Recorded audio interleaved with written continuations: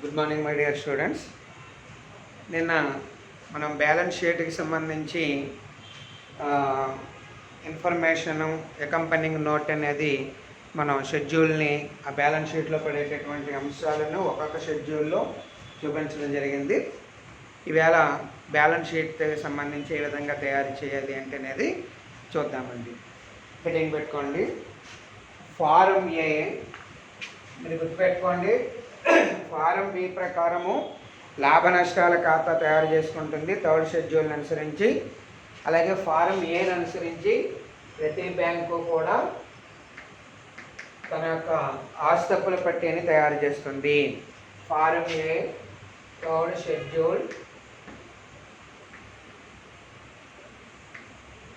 Schedule Ronald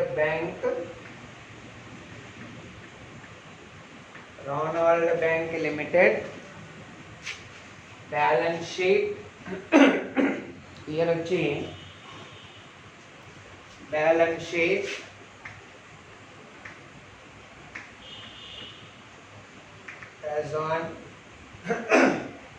as on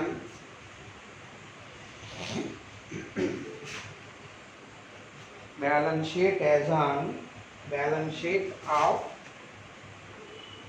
as on at 31st date వచ్చి December 2003.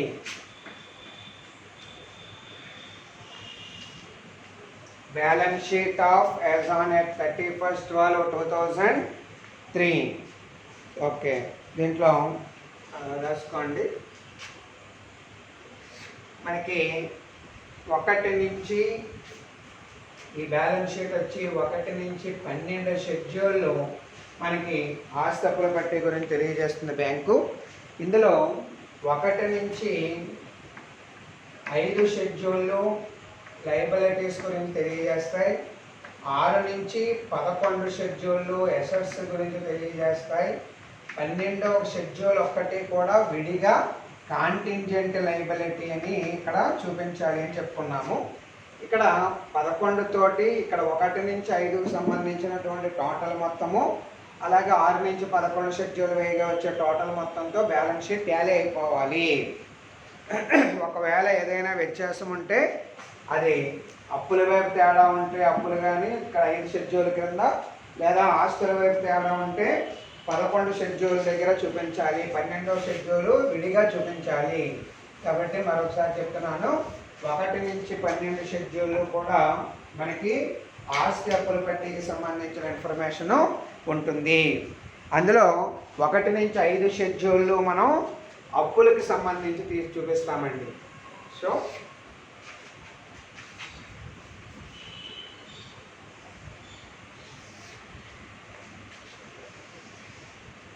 particulars, schedule number, amount. ఇక్కడ first మొట్టమొదటిగా మనం తీసుకోవాల్సినటువంటి ఐటమ్ వచ్చి capital and liabilities. Capital and liabilities, మూలధనము మరియు అప్పులు.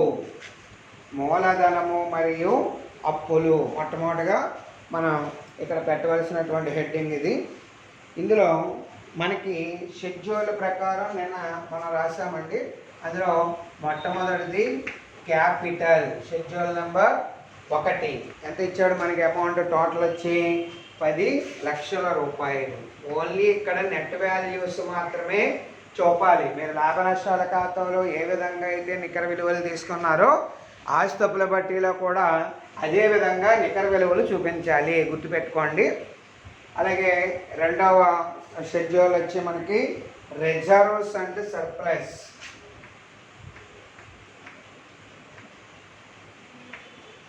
రిజర్వ్స్ అండ్ సర్ప్లస్ రెండవ షెడ్యూల్ ఇది. ఈ రిజర్వ్స్ అండ్ సర్ప్లస్లో మనకు వచ్చినటువంటి అమౌంట్ 4,23,448.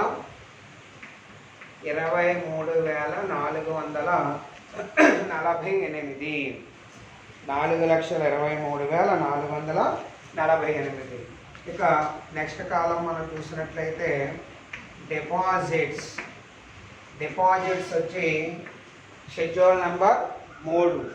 ఇక్కడ ఈ డిపాజిట్స్ అనే దాంట్లో నేను మీకు ఆల్రెడీ చెప్పాను, ఫిక్స్డ్ డిపాజిట్లు కానీ అలాగే లేదా టర్మ్ డిపాజిట్స్ కానీ సేవింగ్స్ బ్యాంక్ డిపాజిట్స్ కానీ లేదా రికరింగ్ డిపాజిట్స్ కానీ కరెంట్ డిపాజిట్లు కానీ అవి ఇక్కడ చూపాలి.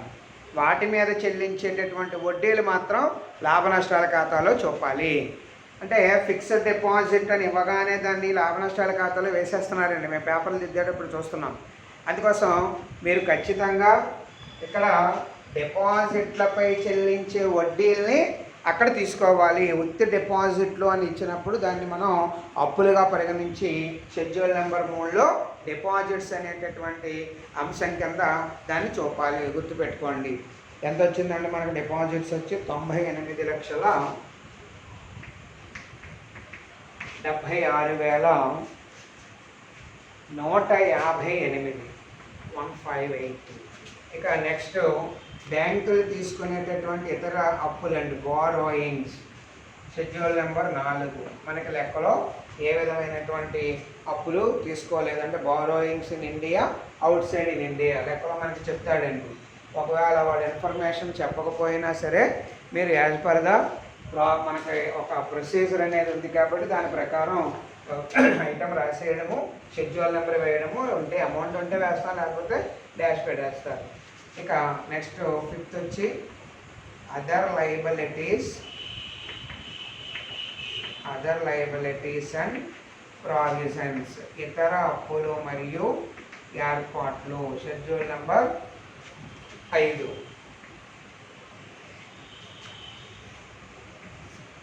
షెడ్యూల్ నెంబర్ 5 ఇక్కడ 2,31,894.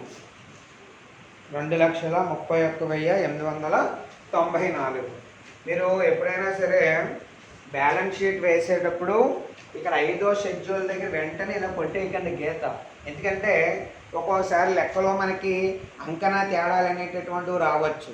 మరి అలాంటి తేడాలు మనకి అప్పుల వైపు వస్తే ఇక్కడ, లేదా ఆస్తుల వైపు వస్తే ఆస్తుల కింద మనం చూపించాలి. కాబట్టి కొంచెం గ్యాప్ ఇచ్చి టోటల్ చేయడానికి ప్రయత్నించండి. అర్థమైందండి. నెక్స్ట్ అసెట్స్ హెడ్డింగ్ పెట్టుకోండి. అది ఎందుకు గ్యాప్ ఇచ్చానో చెప్తాను మీకు. టోటల్ ఎందుకంటే ఈ లెక్కలో మనకి 36 లక్షల రూపాయలు అంకనా తేడాగా కనిపిస్తోందండి. అంటే ఇటు అప్పులకి ఇటు ఆస్తుల యొక్క మొత్తాన్ని మనం చూసినట్లయితే 36 లక్షల తేడా అనేది మనకు కనపడుతోంది. అంటే ఆస్తులు ఎక్కువగా ఉన్నాయి కాబట్టి ఎంతైతే డిఫరెన్స్ ఉందో ఆ డిఫరెన్స్ని మీరు ఇక్కడ అంకనా తేడా అని రాయాలన్నమాట. అట్లయితే డిఫరెన్స్ ఇన్ ట్రయల్ బ్యాలెన్స్ అని చూపించాలండి. సో ఇప్పుడు ఆస్తులు చూద్దామండి. ఆస్తుల్లో మనకి షెడ్యూల్ నెంబర్ 6కి వచ్చి క్యాష్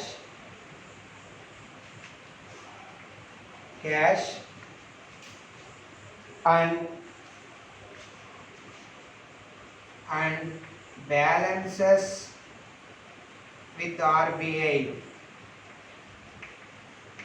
నగదు మరియు ఆర్బిఐ వద్ద ఉన్నటువంటి నగదు నిల్వ.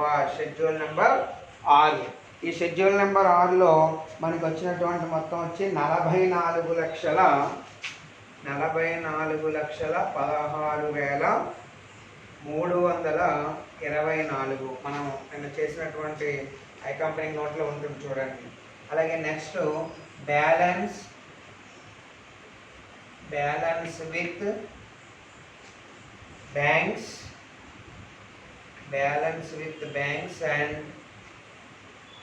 and money at call with short notice. కోరగానే తక్కువ వ్యవధిలో వచ్చే నగదు. ఇది కూడా మనకి లెక్కలో ఇస్తాడు. ఒకవేళ ఇవ్వకపోతే వదిలేసేయండి, రాసి వదిలేయండి. బ్యాలెన్స్ విత్ బ్యాంక్స్ ఇతర బ్యాంకుల వద్ద నిల్వలు మరియు కోరగానే తక్కువ వ్యవధిలో వచ్చేటటువంటి నగదు. ఇక్కడ మనకి అమౌంట్ వచ్చి 12,05,125 12,05,125 మనకి రావడం జరిగింది. దీని కంటిన్యూషన్ ఇక్కడ చేద్దామండి.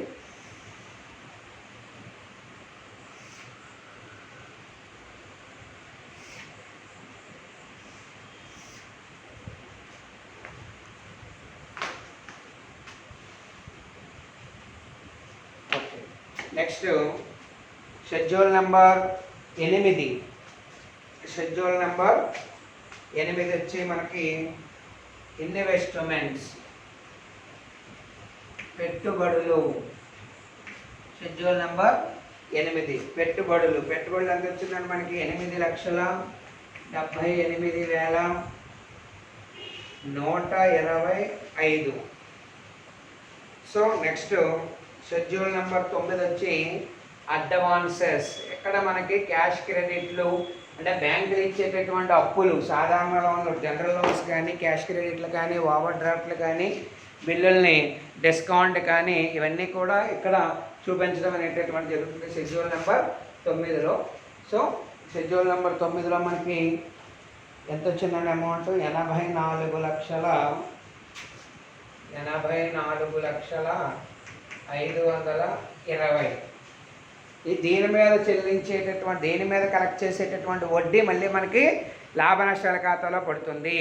అంటే ఎగ్జామినేషన్ పేపర్లో క్యాష్ క్రెడిట్ అన్నాడంటే ఇక్కడ చూపించాలి, అదే క్యాష్ క్రెడిట్లపై వడ్డీ అన్నాడంటే లాభ నష్టాల ఖాతాలో చూపించాలి. గుర్తుపెట్టుకోండి. క్యాష్ క్రెడిట్ ఉంది కదా అని చెప్పి ఆర్జించిన వడ్డీ షెడ్యూల్ నెంబర్ 13లో వేయకూడదు. Schedule number 10. షెడ్యూల్ నెంబర్ 10 వచ్చి fixed assets. Schedule number 10 fixed assets. Fixed assets వచ్చి మనకి 2,30,780. ఇంకా షెడ్యూల్ నెంబర్ 11 వచ్చి అదర్ అసెట్స్.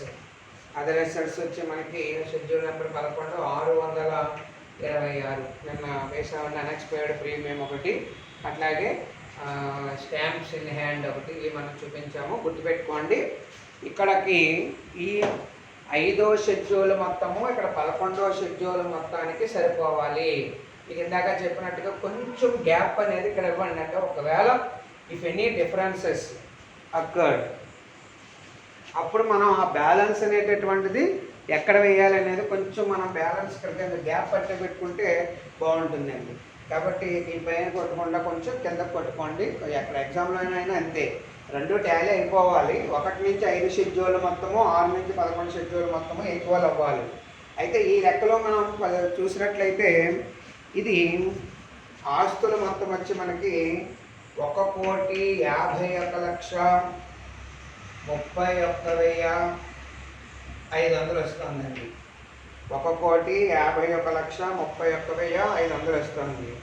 అయితే అప్పుల వైపు మాత్రం మనకి 36 లక్షలు ఇక్కడ తేడా చూపిస్తోందండి. అంకనా యొక్క డిఫరెన్స్ వచ్చి 36 లక్షలు ఎగ్జామ్ అక్కడ డిఫరెన్స్ అనేటటువంటిది చూపిస్తోంది. 36 లక్షలు డిఫరెన్స్ అనేది చూపిస్తోంది. గుర్తుపెట్టుకోండి ఇది. సో ఇక్కడ ఏం రాయాలంటే డిఫరెన్స్ ఇన్ ట్రయల్ బ్యాలెన్స్. అంకనా తేడా. అర్థమైందండి? ఇది చాలా ఇంపార్టెంట్ పాయింట్. ఇది మీకు 1 నుంచి 5 షెడ్యూళ్ళు యొక్క మొత్తము అంటే 1, 2, 3, 4 and 5, ఈ 1, 2, 3, 4, 5 యొక్క మొత్తము, అలాగే ఈ 11 6 నుంచి 11 షెడ్యూల్ మొత్తము 2 కూడా ఈక్వల్ అవ్వాలి. ఒకవేళ ఈక్వల్ అవ్వకపోతే లెక్కలో వాడు ఇచ్చినటువంటి ఇన్ఫర్మేషన్ అంతా తీసుకోగా ఇంకనూ ఏమైనా తేడా కనపడితే ఆ తేడా ఎక్కడొస్తే అక్కడ మీరు దాన్ని అంకనా తేడా కింద చూపించండి. Difference in trial balance. అదే ఇక్కడ అప్పులు ఎక్కువ ఉండి ఆస్తులు తక్కువ ఉన్నాయనుకోండి, ఇక్కడ రాస్తారు డిఫరెన్స్ ఇన్ ట్రయల్ బ్యాలెన్స్ అని. అందువనే మీకు ఇక్కడ డైరెక్ట్గా టోటల్ చేయకుండా కొంచెం గ్యాప్ తీసుకొని టోటల్ చేసుకోమంటున్నాను. ఒకవేళ డిఫరెన్సెస్ ఏదైనా ట్రయల్ బ్యాలెన్స్ డిఫరెన్స్ ఉంటే ఆ అమౌంట్ అక్కడ వేయడానికి కొంచెం గ్యాప్ తీసుకుని మీరు టాలీ అనేది చేసుకోండి. ఓకే, ఇది మనకి ఈ ఆస్తుల పట్టికి సంబంధించినటువంటి బ్యాంకులు ఈ విధంగా తయారు చేసుకుంటాయి. అర్థమైందండి? సో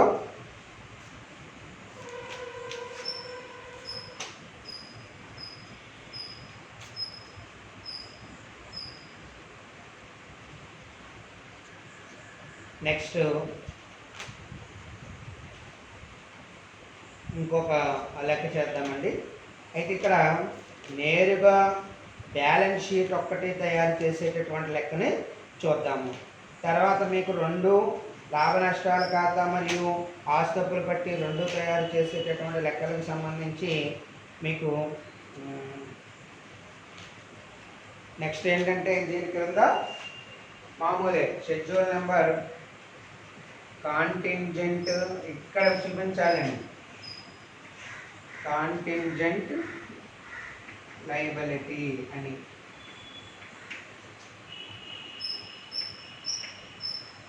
కాంటింజెంట్ లయబిలిటీస్ అని చెప్పి షెడ్యూల్ నెంబర్ 12 ఏమీ లేవండి మనకి. ఇందులో సాధారణంగా యాక్సెప్టెన్సెస్ ఎండార్స్మెంట్స్ వస్తాయి అని చెప్పుకున్నాం. యాక్సెప్టెన్సెస్ అండ్ ఎండార్స్మెంట్స్.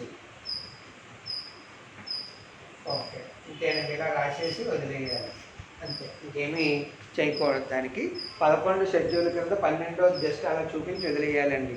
బ్యాంకుకి సంబంధించినటువంటి ఆగంతుక రుణ బాధ్యతలు అన్నమాట. సరే, ఇంకొక లెక్క తీసుకొని తర్వాత ఓన్లీ బ్యాలెన్స్ షీట్ ఉండేటటువంటి ఆ ప్రాబ్లం చేద్దామండి. రాసుకోండి. The following are the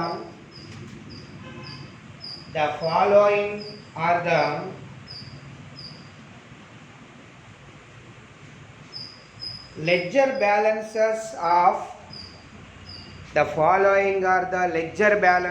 of P Bank Limited.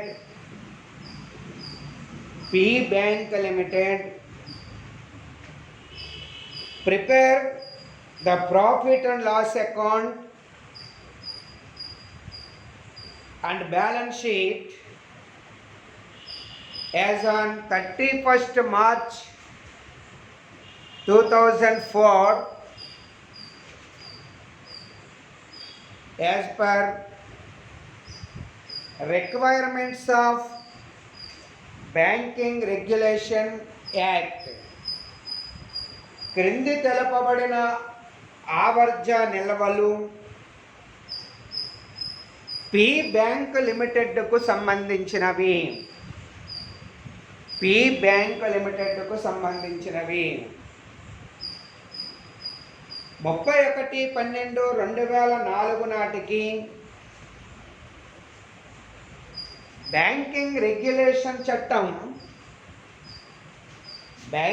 Regulation చట్టం ప్రకారము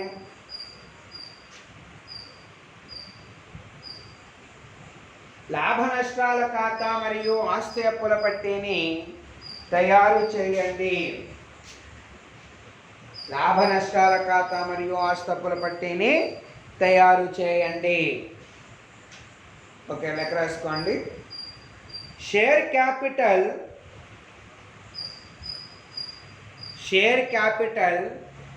10 brackets 20,000 shares of rupees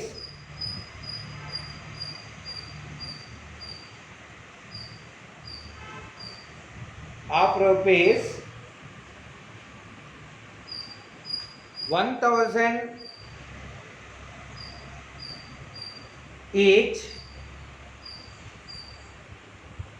rupees 100 paid. వాటా మూలధనము 20,000 వాటాలు 1000 రూపాయలు చొప్పున 100 రూపాయలు చెల్లింపు. Close the bracket. 20 lakhs outer కాలంలో వేయండి. 20 lakhs. Next reserve fund investments, రిజర్వ్ నిధి పెట్టుబడులు 10 లక్షలు 10 lakhs. జనరల్ ఎక్స్పెన్సెస్ సాధారణ ఖర్చులు 1,82,000. నెక్స్ట్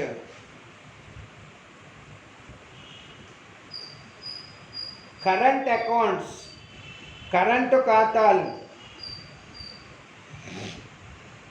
కరెంటు ఖాతాలు 2,02,44,000. 2 crores 2,44,000. 2,02,44,000. నెక్స్ట్ ఇంట్రెస్ట్ పెయిడ్, వడ్డీ చెల్లింపు 1,61,000. నెక్స్ట్ సేవింగ్స్ బ్యాంకు ఖాతాలు, savings bank accounts 29,20,000. 29,20,000. Next fixed deposits, fixed deposits 40 లక్షలు 40 lakhs. నెక్స్ట్ లాభ నష్టాల ఖాతా,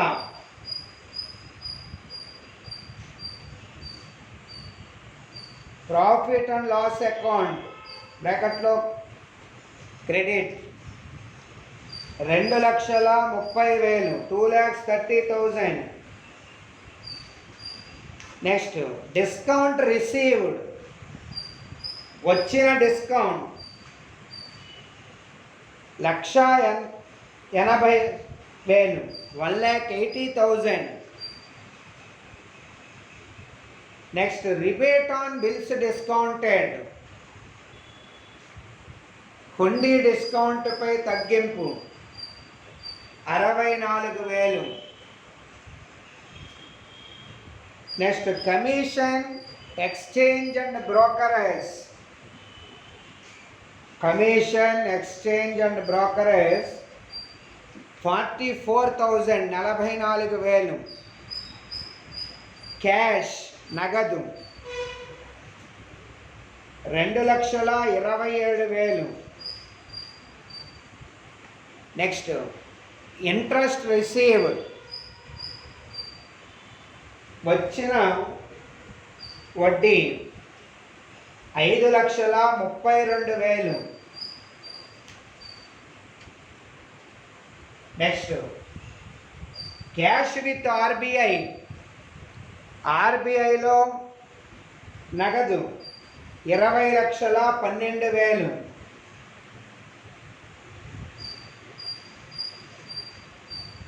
next ఓయింగ్, OWING, ఓయింగ్ by foreign correspondents, విదేశీ కరస్పాండెంట్ నుంచి, విదేశీ కరస్పాండెంట్ల నుంచి రావలసినది 2 లక్షలు.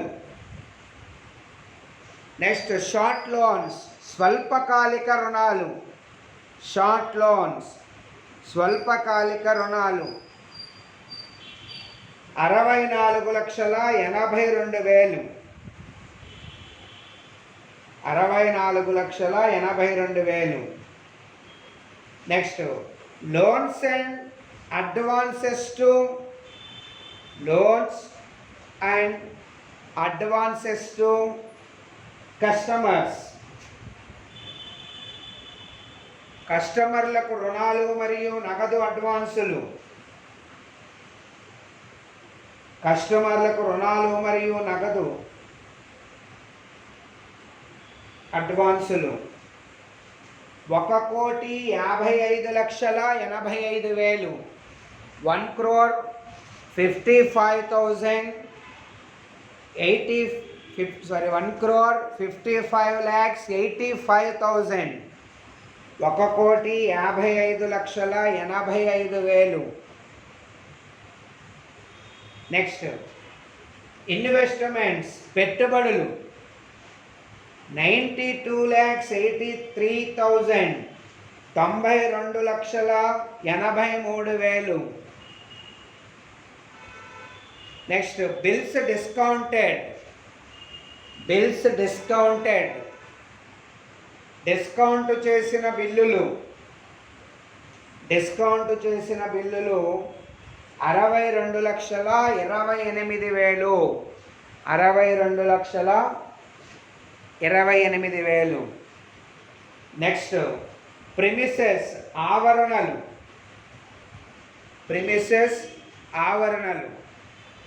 22,18,000 22,18,000. నెక్స్ట్ నోట్స్ గమనిక, అందులో రాసుకోండి. ఒకటో point, provision for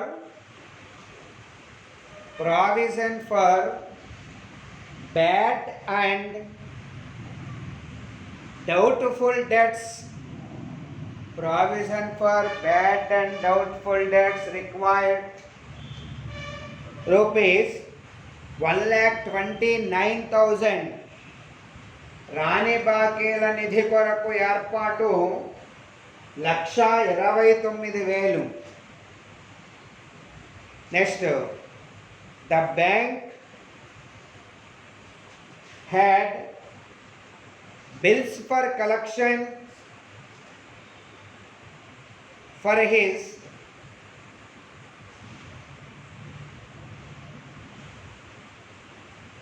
constituents rupees 5 lakhs and acceptances, endorsements and guarantees 1,60,000. బ్యాంకుకు 5 లక్షల రూపాయలు బిల్లులు వసూలు కావలసి ఉంది. మరియు అంగీకారాలు, బదిలీలు మరియు గ్యారంటీలు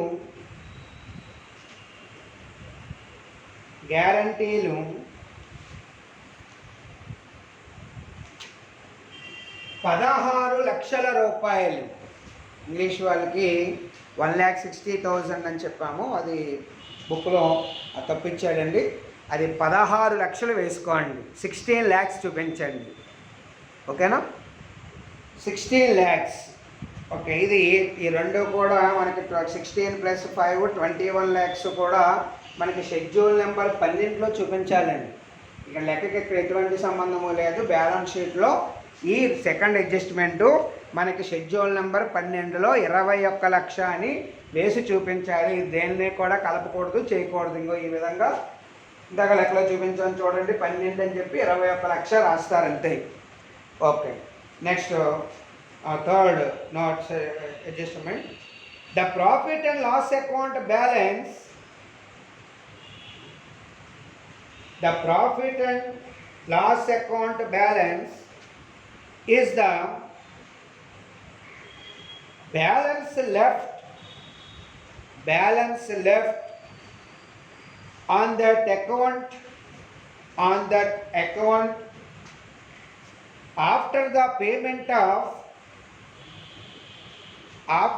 payment of interim dividend amounting to rupees 2 lakhs. మధ్యకాలిక డివిడెంటు చెల్లించిన తరువాత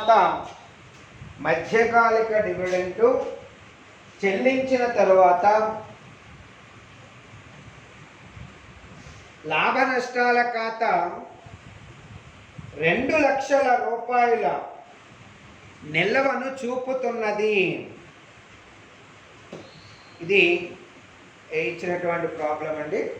దీనికి సంబంధించినటువంటి మీకు లాభ నష్టాల ఖాతా, అలాగే దానిలో పడేటటువంటి షెడ్యూల్ యొక్క వివరణ, అలాగే ఆస్తులు బట్టి దానిలో చూపించబడేటటువంటి షెడ్యూల్ వివరణ, ఇవన్నీ కూడా మీకు మీ గ్రూప్కి నేను ఆన్సర్ చేసి అది ఆన్సర్ పెట్టడం అనేటటువంటిది జరుగుతుంది.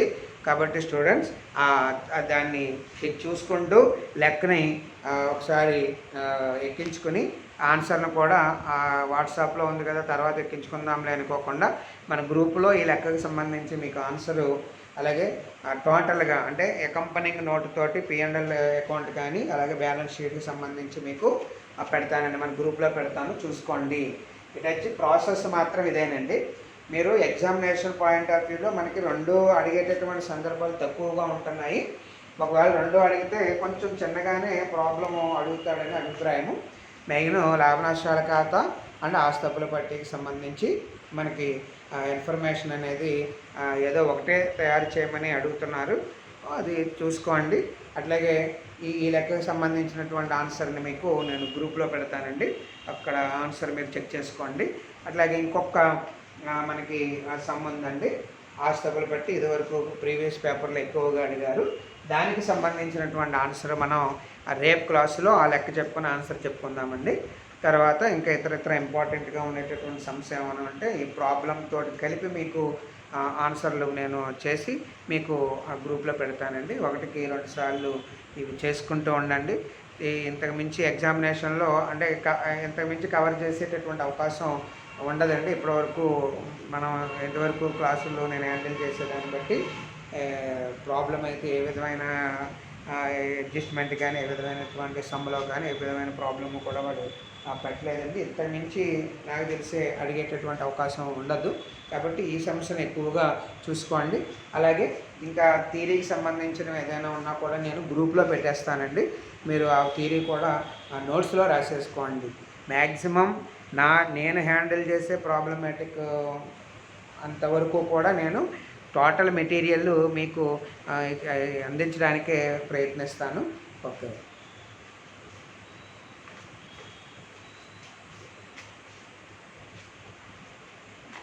గ్రూప్లో ఒకసారి చూసుకోండి ఏమో. Thank you.